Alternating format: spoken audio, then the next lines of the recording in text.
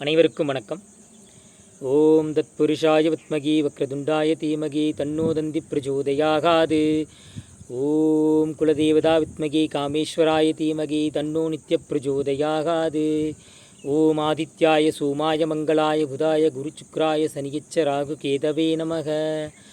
ஓம் குரு பிரம்மா குரு விஷ்ணு குருதேவோ மகேஸ்வரக குரு சாஷாத் பரபிரம்ம தஸ்மை ஸ்ரீ குருவே நமக.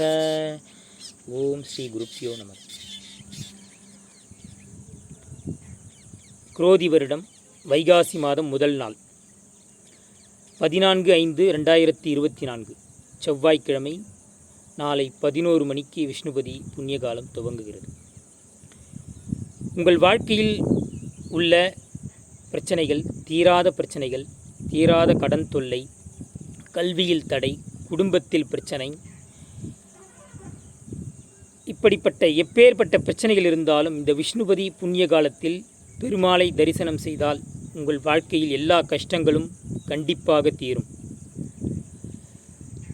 இந்த விஷ்ணுபதி புண்ணிய காலத்தில் சங்கு சக்கரத்தோடு இருக்கக்கூடிய பெருமாள் கோவிலுக்கு சென்று கொடிமரத்தோடு 27 முறை வலம் வர வேண்டும்.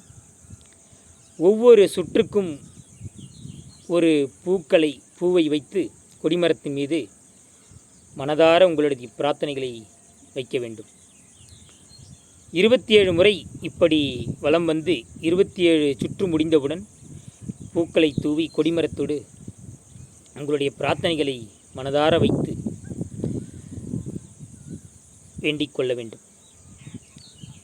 ஆலயத்திற்குள்ளே சென்று பெருமாளையும் தாயாரையும் வணங்கி உங்கள் கஷ்டங்களை எல்லாம் அவரிடத்தில் எடுத்து கூறினால் அடுத்த வருடம் வரக்கூடிய விஷ்ணுபதி புண்ணிய காலத்திற்குள் உங்கள் வாழ்க்கையில் ஏற்பட்ட எல்லா கஷ்டங்களும் தீரும், கண்டிப்பாக தீரும்.